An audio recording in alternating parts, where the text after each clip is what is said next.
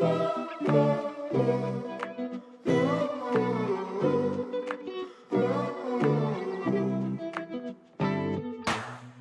and welcome to Have You Got Your Shit Together with me, Caitlin O'Ryan, the podcast that celebrates not having your shit together. On today's episode, we have Leo Darkwa Ohemeng, also known as Leo Soul, who is a British-born piano player originally from Ghana. He started playing the piano at 15 and has been performing since 2019, currently playing for Tee Peters and the Working Class Band and many more artists around London. He's recently played with artists Ouraa and Tee Peters on BBC Radio 1, Solaris on BBC Introducing, and performed at many festivals such as The Great Escape, Love Supreme, The Secret Garden Party and the Royal Albert Hall Exhibition Festival. Leo is also a freelance sports massage therapist under the name Recoverate Therapy. It's such a lovely episode. I hope you enjoy it. Here's Leo.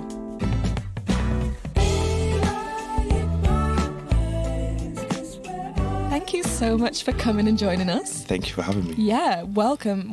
Okay, on a scale of shit to together, how are you feeling today? Oh gosh, I feel okay. I think if I was gonna make it like from 1 to 10, I'd be like a 6. A 6? Yeah, today. Why do you think that? That's above average. Yeah, literally. I think probably because of obviously the journey. Yeah. Actually, it was my fault. Actually, yeah. Was it a bit chaotic? Yeah. Literally. What happened? Bus terminated. No. Yeah, so I had to walk all the way up, and I didn't see a bus coming from there, and I was like, oh God. So then, and then I wore a jumper to the worst case scenario. That was a bold choice. I don't know why I did that. Considering it is so warm outside. Literally. I wasn't expecting it. I saw the clouds today. I was like, I don't know, the temperature wouldn't be that bad. Yeah. I stepped out and I was like, Oh God, I hate that. When you try to like understand the weather and then it fucks you. Literally. Yeah. This is British weather, so I'm not been surprised. Yeah. How do you test the weather? Do you like look what other people are wearing outside? Or do you just make a bold decision and just go for it and hope that it all works out? So normally I'd literally step outside, or I would just message a member of the family, whether it be like, my sister, my brother. A weather reporter. My mum, be like, what's the weather like today? Because I don't know, hardly watch the news. Like, what's the weather today? And I was like, it's okay. Make sure you bring a jacket just in case, because you never know. You never know. In certain especially weather, in England. Exactly. Yeah. In the morning it will be not a cloud in the sky, and then give it a couple of hours later, and I'm having a shower outside. It doesn't make sense. It's crazy. Every stuff. season in one day. I know, right? It's crazy. What do you think you would need to feel a bit higher on the scale of having your shit together today then? I would say, so normally when I'm out doing like my gigs or anything like that, I always take like a coat and put it inside the piano bag just in case. Yeah. If it's raining, I'll just take it out and all sorts. Even regardless, I should bring an umbrella, but normally I just bring myself a coat. I really don't think people walk around with umbrellas anymore. I feel like that was like decades ago that was like a vibe. It feels quite like gentlemanly to have an umbrella now. It's true. It's just probably because of the, once you have the hoodie on, then you're completely fine and stuff. So, but it's true. I don't know, probably because, just a thing of just holding it up for hours and then your shoulder just kills you, Yeah, I know it's like really irrational, but I find like guys with umbrellas, like it gives me the ick. Really? Especially if it's not raining, like just prepared. Oh, okay, yeah, I know yeah. It's irrational. Yeah. Like, funny enough, I did see some of the umbrella when it was blazing, but that's because of the shade. Like a parasol. I've never understood this. Like, sure, it just comes through and like the sun's all around you. But it's just shade, isn't it? Yeah, it's the offering of shade. Yeah. Just stay at home. Yeah. Listen, some people have to go out. Yeah, that's true. Okay, so on that then, what does having your shit together mean to you? So the word for this year was stability. Ooh. And I really wanted to focus on how I was turning my, because my dream was more or less coming into reality. We thank God for that. Okay. So normally it's like, in music, I didn't realize that I was going to play for so many people. But it was nice because obviously I played at a festival this year. Amazing. Which one? One was the Great Escape in Brighton, and the other one was the Secret Garden Festival, amazing. so in Cambridgeshire. So those festivals were really good. Recently played at BBC Radio 1 with an artist called Ouraa. Amazing. So it was nice just trying to get all these things together, making it a reality, as well as because I'm also a massage therapist as well. So even like building up that clientele is nice, but the main question is how am I able to keep that stable? Because you know, in England it's hard. You know, God, yeah. Cost of living's gone up and everything and all sorts. So it tends to be quite difficult, especially when you're self-employed, to have that stability every time. So I would know when I've got it together when the clientele is at a constant rate. That's good. I'm also getting gigs that are paid as well. So those are my two aspects of stability. And if I can keep that up, then I'm more or less, you know, making that dream into reality. Yeah. So, okay, for the people who are listening who might not know you, I mean, you've touched on it a little bit, but how would you summarize what you do? I'll say I'm more or less a musician that more or less expresses himself wherever I go, actually. Because especially when it comes to sofa gigs, you know, Anthony's been there. You know, every time I express myself, I express to the fullest. People need to see who I am as a person. I can't really like shield myself. This is just me. You know what I mean? So, and I think it works well with the whole, obviously, massage therapy as well. You have to be a people person. Just doing things with your hands. Exactly. So, literally. So it's more or less, you know, it's more or less a blessing for that as well. So I was like, that wasn't creepy. His girlfriend is in the room with us. Lucky girl. But regardless of that, it's just a thing where, you know, I have to maintain my hands as well, regardless of all the other things that, you know, I do. Of course, yeah. But yeah, it's one of those things. You know, you've only got one life to live. If you live it to the full and, you know, the best of your ability, then obviously people will not only remember you as like a musician / massage therapist, but they will see you as a good person generally to others. Do you know what I mean? So how old are you? Take a guess. I feel like you're young. I'm going to say like 21. I like that. I'm 27. 27? Okay, that makes me feel better about my own life. I'm 28. Oh, okay, fair. So when did you start on like your musical journey? Where did that begin? So I used to love retro music. So like I used to play a lot of retro games coming from like, you know, Nintendo, Sega, that kind of stuff. Even Sonic like, the Hedgehog. Yeah, 100%. Literally, I actually saw something not long ago that obviously Michael Jackson did the original soundtrack of Sonic the Hedgehog 3. No. And yeah, literally. And the only reason why he wasn't credited is because he didn't like the way it came out. It's very, very retro. Wow. Even if you listen to certain songs, I think there's like a Ice Cap Zone or whatever it is, correct me if I'm wrong, where the song has his voice in the background, but the voice is so pixelated. No so way. You wouldn't hardly tell. But that's wild. Yeah. So that's what inspired me. Very retro type music. Yeah. Because I realized that the composers who actually create the song don't actually get enough credit.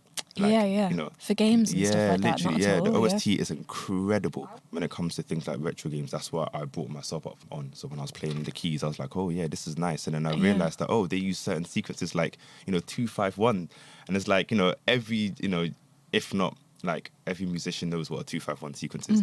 So it's like a point where it's like, oh, okay, this is nice. So I kept on playing those types of songs. So, you know, from like, you know, Mario theme, you know, from like Sonic the Hedgehog, you know, Green Hill, that kind of stuff. And then I moved on to like, you know, things like if you guys watch the Studio Ghibli, series, if you listen to you know, his work, then, you know, it's amazing stuff. So I moved up from there, and then I went up to grade 5 because I was doing GCSE music. So I went up to grade 5, and then obviously I went to uni for that, and then that's when I discovered things like, you know, neo soul, jazz, all that kind of stuff. So, you know, Erykah Badu, Corey Henry, all these people. I was like, whoa, who are those people? This crazy stuff. So then I thought, okay, let me add my, you know, my repertoire to the inspiration that I've got. And then this has got to, you know, this is where I am. Wow, that's so cool. So, I would never have expected someone to say that Sonic the Hedgehog was their influence. yeah, literally. No, I'm going to be honest. Listen to the soundtrack. Like, not only those, but like, go and listen to it in the sunshine now, just like 100%, walking around. Yeah. Okay, we asked you to prepare an object that makes you feel like you've got your shit together. I'm going to be honest. I'm going to be very, very honest. I would say, my keyboard. Your keyboard. I would say, my Casio. Was it SPD 100 or something? I think. Very good investment, because I realized when I started Sofa Sounds, they were asking for keys, or even like to Gearshare, which I have a little bit of problem, but I don't mind. But when it comes to like playing, around London, especially when venues actually don't have, a piano or an upright piano. It's convenient for me to set up, and I don't bring my, piano stand. Everybody knows that. But like, it's nice to be creative, in that kind of stuff. But it has been a good investment. It's been, it's taken me to so many other places. I don't think I'll be able to play at any festivals or even most of the sofa gigs, because most of the venues, I don't think they really have a grand piano. But I think without, my keys and that kind of stuff, then I wouldn't have. And then obviously it's more like you evolve from that as well. You realize, maybe the sounds on the keyboard isn't really as good as you really expected. Yeah. So you move on to certain things where, you've got, Ableton, you've got Pro Logic, and then obviously when you add the sounds out that way, it becomes more brighter, and then you use, other additional sounds, and then obviously it feels good to the artist, because as a instrumentalist, as a piano player, you should obviously understand that, you're resonating off the musician, because the musician has messaged you or called you to play their song, so you have to bring it to life at the fullest. One I would mention is Oura's song Tired, where she talks about the times in COVID and everything that's gone around her in a negative way. So in a thing where, like, I'm supposed to play in resonance with her so she can feel it, it hits different, especially, I don't know if you have this situation when you're playing and the artist starts feeling it and they're just about to cry or to tear up. Wow. You feel it yourself. Oh my God, so that's it's amazing. literally. Yeah. So it's one of those ones where, you have to make sure you keep You this have going. to be so sensitive to someone else's Of course. art. So is that what you tend to do then? Will someone like send you a track or something, or you'll be performing live with them and then you're like improvising around them to create something? I would say yes and no. Yeah, okay. So only because another artist called Story, she's Toronto based from Canada, sent me music, and she wanted to be just how it is. Right, okay. So obviously she sent me the score sheet and everything, and Yeah, obviously yeah. it took me like some time to make sure that she wanted it as it is. So it's more of a thing where, like, you're trying your best to implicate or to mirror what has been done with with her, with another piano player. Yeah. So it's just those ones. I don't want it to be too different. That's like, okay, we don't want this piano player, no, we're going to find someone else. Or we can't do any sofa gigs in London because I can't find another. So, so it's more or less to jump out your comfort zone, because she's more like, her song's very more like classical. Kind of, to be honest, her life even, it comes out a lot, Wow. So listening to her, obviously her story and the fact that how she, came about as a musician, how she is, you have to mirror that, and you have to take it all in. That's so amazing. It's very cool. It's like being able to speak another language, but it's music. Yeah, exactly. Yeah.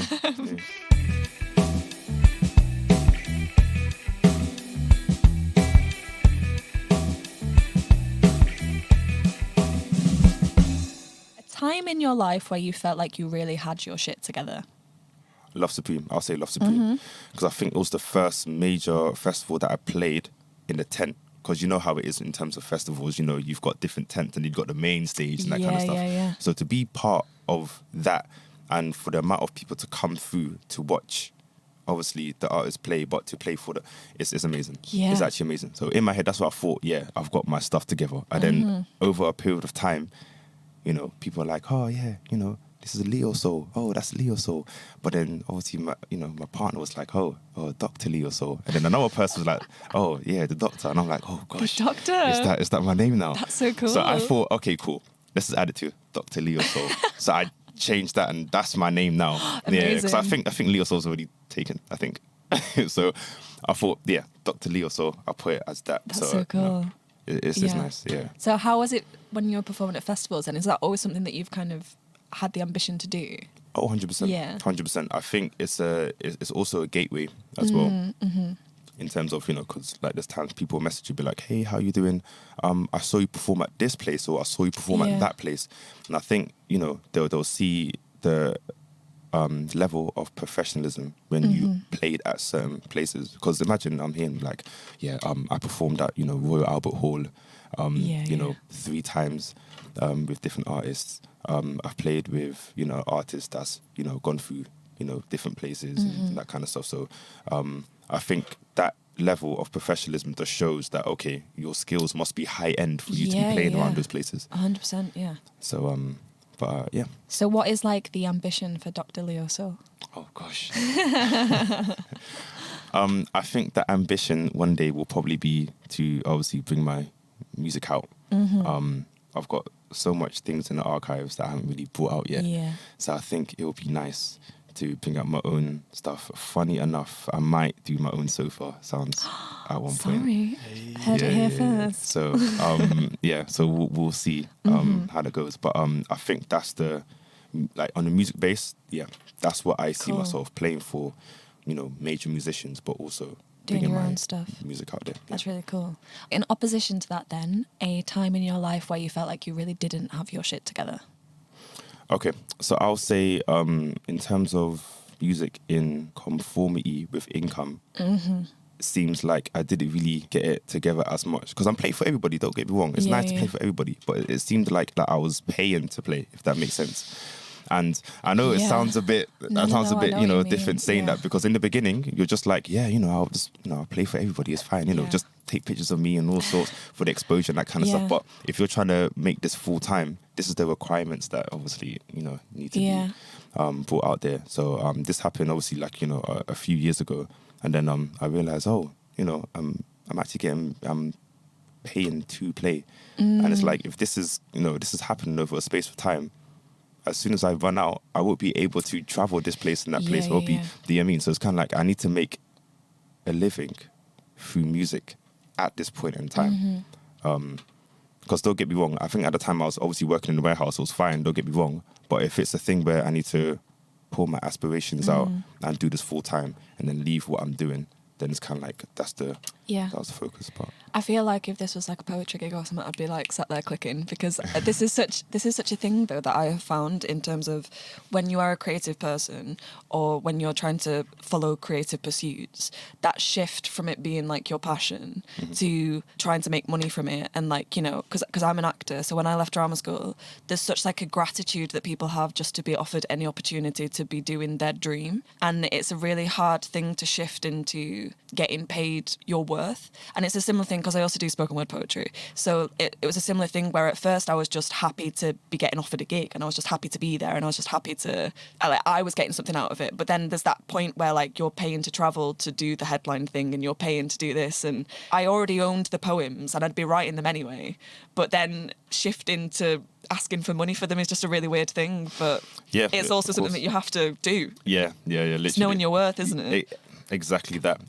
But art is a weird thing to connect worth to, I think, because it's something that we like create instinctively anyway. Yeah. Obviously, there's some people be like, it's just art, just express yourself, do whatever and all sorts. But at the same time, if you actually want to make a living, I think this is the thing where, because I've realized in the, I won't say music world, but in the creative arts world, because like you said, obviously you're, spoken word artist, but an actor at the same time, you have to be firm.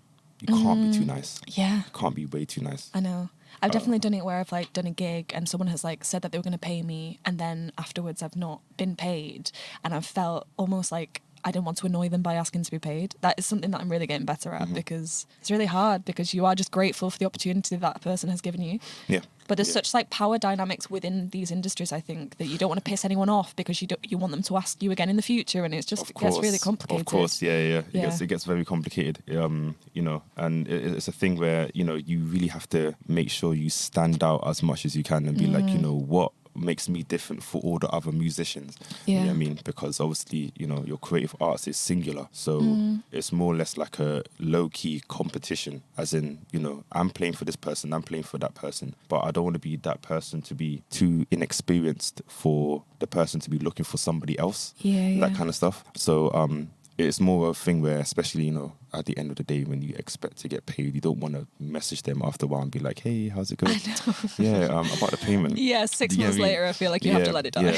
Yeah, do you get what I mean? So it's gone. She's gone. Literally. But funny enough, though, I was talking about this with my sister, and she said that if this thing happens, send them an invoice, but send them something where the invoice has to be sent within the next 30 days. Yeah. Oh, that feels so pass-arg for me, though. So something like that. So it gives them like a limit where, listen, this is, I've given you the invoice, you've got 30 days. Yeah. It's not, That's enough time, but it's exactly, so crazy, isn't it? Because I feel like in any other industry, that's just like standard. Yeah. Like if I was like a photographer and I was taking photos of you, like it would be standard exchange. But Of course. I mean, photography is still like a creative pursuit. But yeah, any other thing, if someone was fitting a kitchen in your house, you would pay them. Oh, 100%. You know what I mean? So pay me for my poems.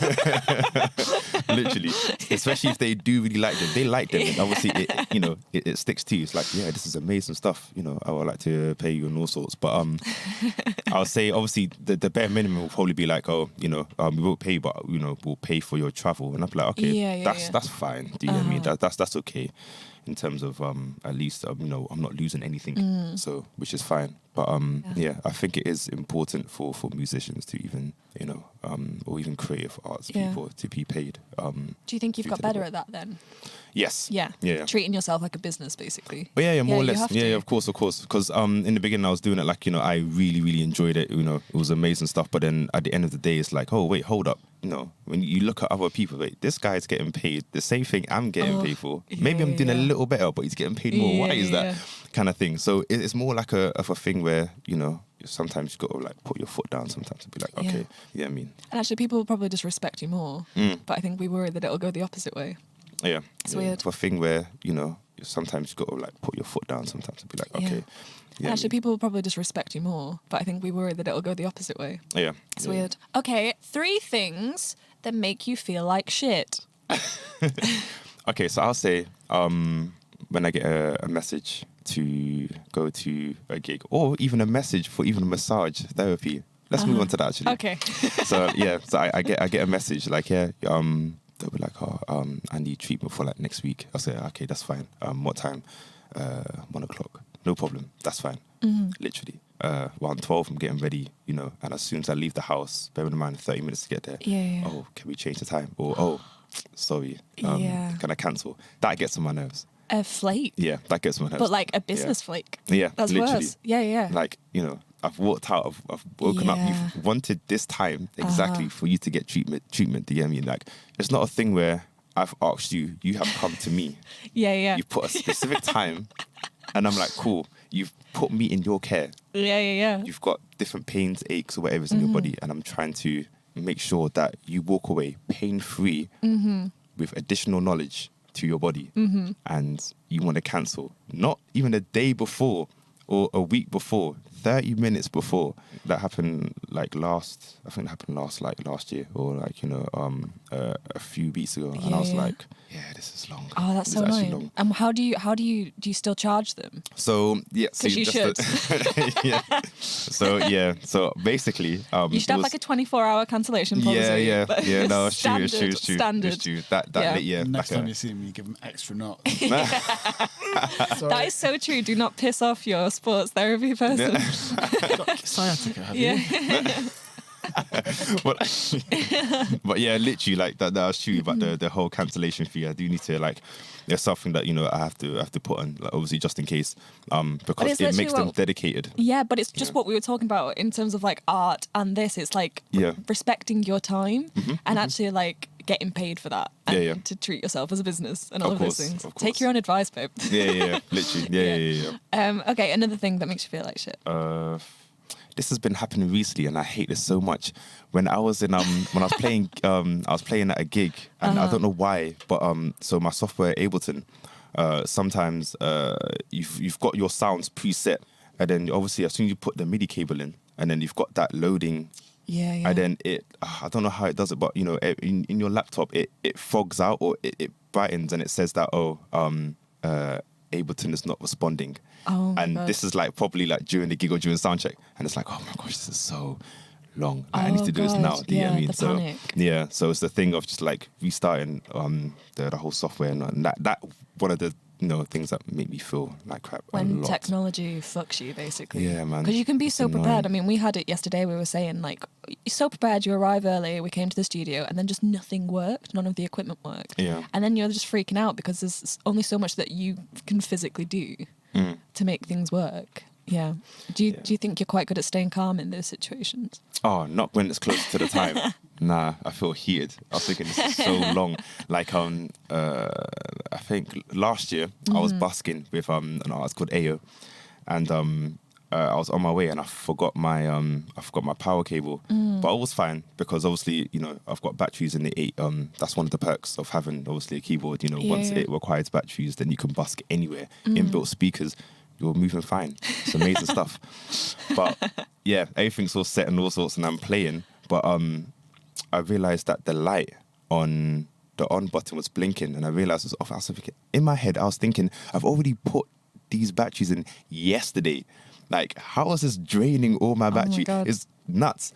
And then I realized I was playing something, and then I hit a key a bit too hard, and all he is, just cuts off. It was still singing. Oh no! And I'm like, while people are watching, I was like, oh, this is so. Oh my God! What did you do? Literally, Stood I'm gonna and be clapped. more or less. Like literally, I was like the percussion side of it, and then obviously I turned it back on again. But then I realized, okay, maybe maybe not. I should have pressed the keys a bit too hard. But yeah, point, I was like, this is incredibly long. That is like humiliating, isn't it? Yeah. Okay, one more thing. Okay, this is my fault. To be honest. But like when I wake up, I don't understand how people wake up and go about the day without breakfast. I don't understand that. I can't do that. I actually don't. No, The most important meal of the day, and you're gonna wake up and you'll be like, yeah, I'm just gonna go and sing what? I know. With no cup of tea. No Frosties, no Cocoa Pops in your bowl. Yeah. But like stuff like that, that's what makes me feel like when I wake up, and this happens all the time. Like every Sunday I wake up from church and I'm always late and I don't have time. Like literally. And I can't proper, finish off the tea, it's boiling hot. So I can't do that. So I'm taking at least minimum 3 sips. Oh my God. And then I'm out. But at the end of the day, I'm like, oh my gosh, I'm so tired and flustered and that kind of stuff. Do you know what I mean? So you've not started your day right. Yeah, literally. And as funny, when I finish like church, whenever it is, like it can be around 2-3 o'clock, I have to have my breakfast. I can't move on to lunch. Oh my God. It's so weird. It's back to breakfast. Yeah, it's so weird. So what's like a breakfast for you? What are we talking? What's like the ideal way to start your day? Don't judge me, please. Don't judge me. Okay, so when I wake up within the day, I have a cup of tea, PG tips. How are you? Are you having milk? Are you having sugar? What's the? Okay, so it will be tea. 3 sugars. 3 sugars.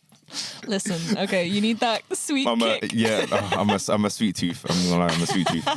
So I have like a cup of tea with 3 sugars. That or Manuka honey, actually. Whoa, which is sorry. really nice. Yeah. But it was not strong. Yeah. So I'll put like at least like She's 2 expensive teaspoons. as well. Yeah. Sugar is stupid. But luckily, discount. So yeah. She helps me out a lot. So things like that. So we've got the tea. Yeah, so we've got the tea, 3 sugars. I don't use milk. I use because I'm African like that. Carnation. So carnation milk. Evaporated milk. Delicious, but also very, very sweet. Yeah, exactly. So yeah, that's like we love 9 our sweet sugars things. that you've got in your tea. That's fine. Listen. So yeah, you do. Literally. But yeah, so obviously I've got that. Yeah. I'll have at least like 2 to 3 pieces of toast, whether it's Biscoff on it or Nutella on it. You've got to treat yourself. Stunning. But what Nutella? You're going like the right way. It's like a heart attack, How though. dare you? Yeah, literally. I'm gonna be honest. Like it's a risk. It's a risk. It's a risk. But I'm an active person, so hopefully that levels that balances everything out. But So got a tea, and then I've got my 3 pieces of toast. Either that or. In Tesco, you've got your muffins, your chocolate chip muffins. Yeah. 100%. Oh my God, gorgeous. Yeah. So I've got that. And then I'll either have I'll have egg, but the egg will be scrambled. Okay. Yeah. So and is the egg on its own, or is the egg on top of the toast with the Biscoff on it? Tell me more about the egg. So the egg is separate. The egg is literally. I don't add it on my toast. A naked egg. Yeah, literally. No. It's not a naked egg, but it's the. What's it? No, not really. Because so basically, like when you make the egg, you put your spices on and all sorts. You scramble it. You put it separately. Here's what happens. Yeah. So I have the tea first with either the toast or the muffins, depending. Okay. And then when I'm finished, I'll have the egg, and then I'll finish off with a bottle of water. Sorry. To wash down the egg. Yes, to wash down the egg. But, that is chaos. Like really, I feel like you're starting with dessert, like with the Biscoff toast thing, and then you're going on to naked egg. But like, you need scrambled egg needs to be with some kind of crunch or something. You have it on toast or something, surely. I understand an omelette. I mean, I don't mind. You know those ones when you go to the hotel and you've got like an egg and toast, and like, okay, yeah, you put egg and toast and all sorts. But I think at home, when I'm in my zen, when I'm watching Netflix, all that kind of stuff, that's the food that I normally have. It's like when you go on holiday and it's like an all-you-can-eat buffet. But you're kind of an exception there. And this is every day that you're eating the whole world this. about this. Yeah, literally. Yeah, more or less. It's literally every day I'm eating this. Literally, Wow. I'm gonna be honest. Like, if I'm really, really hungry, like obviously I have like a banana on the side or something. Yeah. Funny enough, I don't know why I just don't have like. I don't have like apples in anything like that. I don't have apples. If it's like a fruit, it will be a banana, or it will be grapes or something like that. Okay. But more or less, that's my breakfast. Okay. Please don't judge me. But yeah. Not judged, just confused. Hey, Ant. Hey. You do a great job in editing this podcast, might I say. If people like the podcast, what do they need to do? Like it. What else? Follow it on social media. And then what? They could share it with every single person they know. Thanks, Ant. You can go back to your corner now. Bye. Okay, 3 things that make you feel like the shit. Oh gosh. I think when I feel good when it comes to certain gigs, don't get me wrong. Yeah, those ones, you know. And then you got like a little solo that you do yourself and all sorts. Especially when I've got the shades. Sometimes I don't bring the shades. Like what, sunglasses? Yeah. That's the Wow. iconic one. My The God. circular ones that I wear during performances is what makes Leo Soul. I'm gonna be honest, That's literally. cool. But yeah, when I'm in my element, you know, playing, doing my solo and that kind of stuff. Yeah, that definitely helps. Amazing. Yeah. Second, I would say definitely massage therapy. When they feel like when they comment, they feel like a new person.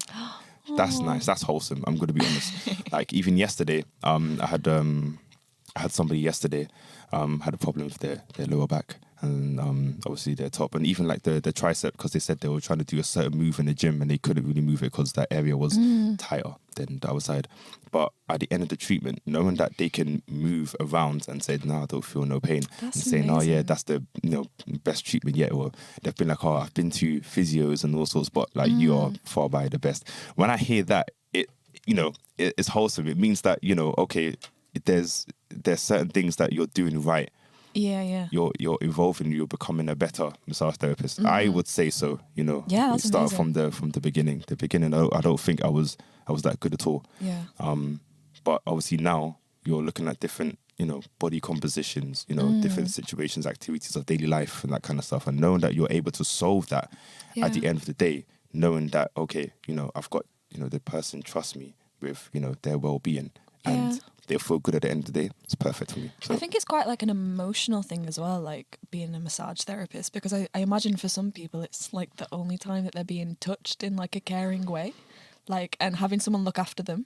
Yeah. Like it's quite like an intimate thing really, isn't it? So I can imagine it's really beneficial for the people who have it.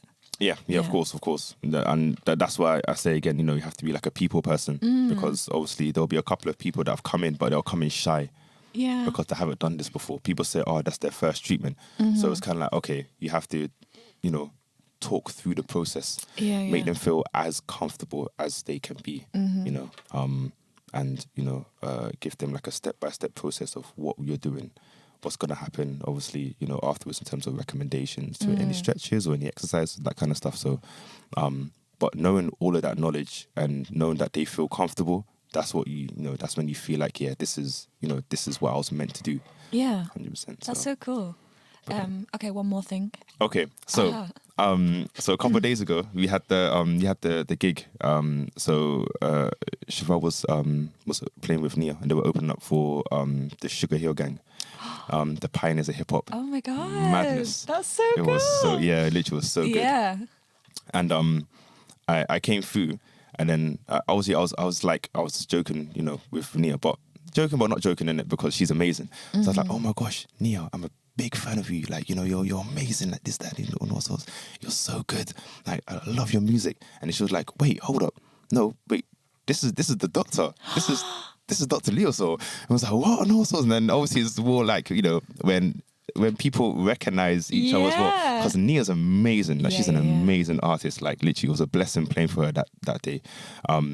But you know, regardless of that, you know, being recognized, you know, that's so cool. In terms of, you know, your musicianship is like, but also like being recognized from like your peers and like people that you respect and admire, and getting that back as well is really cool. Oh, of course. It hits different than just like random people in the street, I think, when it's like people who get it. Yeah, of course. Yeah. Something that makes you lose your shit in a positive and a negative way. Wow. Okay, so you know, back then when I said I don't really like gear sharing, in terms of obviously people that I know and also, and Anthony, you were actually there as well when I was gear sharing. I think it was which gig? The one where I came. I think I came extremely. No, I didn't come. I came late to the gear share, and there was an upright, but it wasn't really an upright. The jam. No. This was last year. I was playing with Tamar, and the chefs was there as well. We became, and then the one person was supposed to play on my keys, but I came late on that. So when we were setting up and all sorts, obviously she was playing. Don't get me wrong. Shout out to her, amazing. She was doing her thing and all sorts. I think it's the way she was playing. She was pressing music a bit too hard. The Corona was at the side, so I didn't know about the fingers that were on the keys, and I was like, But in a positive manner, it's like, listen, as long as you're having fun, as long as you're enjoying yourself, that is fine. But at the same time, my keys are crying. Oh no! I had to apologize to him when I came home. I was like, listen, Cassie, I'm so sorry. I didn't mean to. Let me get the hand sanitizer and just wipe the keys. I'm so sorry. Oh my God. Yeah. But yeah. On the edge of losing your shit with that. Literally. Oh my God. Yeah. And then something in a positive way. I think it was a thing where like, so every time I'm playing, I think even back then when I was playing in school and that kind of stuff, I made a lot of mistakes, and it will be in front of so many people. Like those things. Like there'll be a time I think I played like a Christmas show, and they were playing "I Wish You a Merry Christmas," and I was hitting certain chords and it just wasn't fitting. So I was in shock. I just stopped, and I was like, in shock. Literally. But the positive thing was, one, I should have been more prepared than I would, than I should have. Sorry. And a thing where, like, it was a thing where I vowed myself that, you know, if I'm ever gonna play with an artist or play, I need to make sure that I'm ready. And make sure that I don't make no mistakes, because they're gonna be looking at me thinking, this is crazy. Because, you know, think about it. If you're going to be, let's say, if you're a poet and all sorts, you're a sound engineer, musician, and you're playing at, I don't know, the O2, that kind of stuff, and something goes wrong, and the artist goes, someone's getting fired tonight, or did this, did that. Do you get what I mean? Like, you know, once that happens, you're going to feel something in your chest thinking, damn, I messed up. And it was live on YouTube for life. Oh my God. Do you get what I mean? So, like, it's actually nuts. But yeah, that's the positive thing. I think it gives you that drive where, you know, I messed up once, I'm not doing that again, kind of thing. Yeah.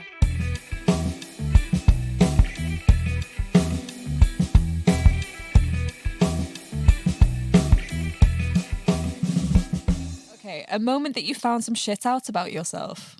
I'll say one thing in terms of, I think due to the fact that maybe, so on the musician side, there'll be times where I've played and I get like a message saying that, yeah, hey, you're good. I really enjoyed your stuff, but maybe you're soloing a bit too much, or maybe you're doing anything a bit too much. That kind of stuff, do you get what I mean? And obviously you can't really take it to heart because this is the artist, do you get what I mean, that you're playing for. They say that to you? At one point, a couple of years back, yeah. And they were like, hey, you're soloing a bit too much. And I was like, oh, damn, that's hard to take, isn't it? Yeah. So it's just those ones where, you know what, less is better kind of thing. So, you know, you just do those things. On the massage therapy side, I think, okay, so I treated somebody like a couple of times, and then I saw them at one point. So I was like, yeah, how's it going? So yeah, things are good. So yeah, so we're gonna, you know, we can get the next session in. And it was like, yeah, I'm gonna be honest here. Your massage therapy is good, man, but it's not enough. It's not enough for me. And I was like, swear down, that hurt. God, I'm gonna lie. literally. These are like ego things that you're having to like confront. Yeah. Because like, literally. because with the music thing, for example, you're just like throwing some stuff out there and see if they like it or not, and then you have to kind of be humble and know that it's like not about you. It's not a dig on you. It's just that they want their thing to sound a certain way or stuff like that. You know? Yeah, literally. I mean, I think it's more of a thing where, and I feel like sometimes when they message me, or obviously if it's like a music group chat or any other group chat about these certain things, I do feel like they talk to other people first before they bring it onto the group chat. I have that feeling. That's so and it's horrible. literally, you know those ones, you just sneeze and you're like, oh, someone's shouting about me. Kind of thing. Yeah. But yeah, stuff like that. Obviously it can go all ways in it. But it's more of like a mentality thing. You know, I think, you know, if people do like message you or they call you in some way in terms of improvement, or, you know, maybe you should do this and you should do that, you just have to respect it, to get me in as much as you can. Even if there's one or two things like, wait, hold up, or this didn't happen because, do you get me? But at the same time, it's more of a thing where, okay, let's just humble it out, because you are a good musician. You're just doing a bit too much. It's kind of like, you know, you're just feeling yourself a bit too much. Yeah, literally. I think does it happen in the UK or America where you're overqualified? I never got that at all. I never got that, you know. But it's kind of like those things, you know, when you're doing too much, it's like, okay, just relax, you know, kind of thing. But you know, just have to respect it. So yeah, it's a good thing to know. Shittest piece of advice you've received? I think a lot of people talk about, you know, in terms of not how I'm supposed to play, but like, no, not even the playing. I think in the massage thing, I think don't get me wrong, I feel like there are people that are, they send me stuff and they have like, you know, advice, and it's like, oh, maybe you should do this a little more. Maybe you should do this a little more. Bearing in mind, it's not even other massage therapists. These are clients. No. And it's like... Like, saying what? Yeah, I think it's more of a thing where like, maybe like, they'll send me the same stretch or the same situation that I've already given them, and they like send it to me again. So maybe you should do this next time. Maybe you should do it next time. Don't get me wrong, I appreciate it, but it's kind of like, well, clearly you haven't been paying attention because you've seen. Because I said that. Yeah, exactly. And I've done that so many times. Do you get what I mean? But it's more of a thing where the only reason that, you know, that situation is happening is because I'm giving you these advice such as stretches, and you're not even doing them. Yeah. So you've gone back to square one, and you think it's my fault at the end of the day, kind of thing. So always have to be a 50-50 thing, you know. Always have to make sure that, you know, once you do your part, they have to do their part. In terms of maintenance. You know what I mean? Same thing as you were saying about the payment as an art. I'm giving a service to entertain the people. The people love it on your event. You know. Can you tell when people have like gone away and not done what you've told them to do? Does their body like give them away? Oh, 100%. Yeah. You do certain assessments, and then you do certain assessments, and it's like, I'm totally asking for myself here because I've definitely had physio in the past and they've given me homework and I've been like, yeah, okay. Yeah. I did like totally not done it, and then gone back a week later and be like, yeah, it's just not getting better. I don't know why. Yeah, literally. I mean, don't get me wrong. Like, you know, it does tend to be kind of, you know, boring when it's like, oh, you have to do this. Oh, you have to do that and all sorts. But at the end of the day, you know, it's your well-being. Your body, it's your life. I mean, like literally, like I feel like true massage therapists will be like, listen, I actually don't want you to come back. Literally, with the injuries that you have, do you get me? Yeah. Because then over a period of time, it's like, oh shoot, is it my fault then? That's that, you know, that's going on, that's happening. But yeah, regardless of that, you know, it has to be a 50-50 thing. So okay, shit you wish you'd known sooner. The software that I'm using for music, 100%. Really? Yeah. Because every time I listen back, it's very tinny. The keys are very tinny. I'm not shunning Casio. Casio as a company is amazing. Yeah, cool. We love it. But yeah, it does seem like a little tinny, and I'm like, oh man, I actually don't like the sound in that. So like, I wish that when I had, you know, my keyboard, I knew about the software in the beginning, so then I can obviously do these things and make sure. That's like a game changer for musicians. 100%. Surely, 100%. I'm going to be honest. Like, you know, there's situations where I always think like, you know, if I'm playing in certain festivals, or I'm playing, you know, in certain, like, you know, the master show. Imagine playing your master show and I didn't bring the set that I bought. It would have been so long for me. It it wouldn't have been as scenic as it would be. Yeah. Because not only am I playing keys, there's certain things that you're playing strings, and you're playing certain synths, and all that kind of stuff. So it brings the atmosphere together. It's not just piano and E-piano, especially those E-pianos that sound like some ice cream truck. And no, it's not those ones. But it's always a thing where you have to create the scene of the software that obviously you bring. That's why people invest so much, you know, in like plugins and that kind of stuff and all sorts in it. So to bring the atmosphere together, to make sure that that's the difference, or that's what makes you the musician out there. You know, I mean, because you know you got other good engineers like what was it? Like Fumes the engineer, that kind of stuff, or you know, all these other people that have invested so much into make sure that the music out there, you know, is crisp as it can be. You know what I mean? But yeah, I should have known that sooner in the music world. I'm gonna be honest. Yeah, it definitely would have been a game changer. Yeah. But yeah. Okay, this is the point where we talk about a shit shot. So this is a photo that to the outside eye would look like you had your shit together, but at the time that it was taken, you didn't. Oh gosh. When was it? I think it was. So I took a picture with my friend just to like, you know, get some pictures just to up the massage page. So it was like a camera. It was a picture of me with just white, just folding my arms, smiling. Cool, that's fine. But all around me, literally just lots of stuff around me. One box here, one box there. The table that I was sitting on was like the massage table was full of cracks and everything else. It was long. It was long. Yeah. And it didn't seem that, you know, I got my stuff together. No. Like, literally. Like now it's a big improvement. But before it was like, Well, that must be when you're starting off a business, you have to present yourself as like a business person. Yeah, no, 100%. Even though you're at the start of like getting your shit together to be able to pursue it. Yeah, 100%. Yeah, it's definitely a must. Otherwise, you know, imagine taking a picture of me and all the stuff behind me. I'd be thinking, what is this tip? There was no way. Oh my God. Literally. So, but you got to manifest it though. Oh, 100%. Yeah. 100%. Hell yeah. Okay, Leo, have you got your shit together? Yes and no. Okay. I'll say yes because what I'm doing is what I love. So as I'm doing that, it's, you know, everything is coming together slowly. It's just building blocks. So it is getting better. Yeah. But I don't have it together because of the consistency of the income. Do you know what I mean? You know, there's times where I'm like, oh gosh, it's going up. But then obviously you've got bills and all that kind of stuff that comes in. And then you're trying to build yourself again, but you'll never know if you'll get the same amount as you do. So it's kind of like doing what you love. You have to make that your 9 to 5. Do you know what I mean? So I think that tends to be quite difficult in the sense of, you know, when you're moving on. But it takes time. Do you know what I mean? Obviously, it takes time. So, but regardless of everything, do I have my stuff together? I'll say yes and no. Yeah. But it's getting there. So you're on the journey to it. On the journey. Well, thank you so much for coming on the podcast. No problem. Cool. Thank you.